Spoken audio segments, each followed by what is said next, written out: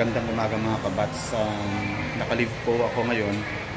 Isa po sa mga sadya ko is para magbayad sana ng amilyar or tax ko for 2024. Nandito po ako ngayon sa City Hall ng Santa Rosa. So ayun nga po, balik na lang daw po ako next year kasi hindi po sila tumatanggap ngayon ng advance payment for taxes.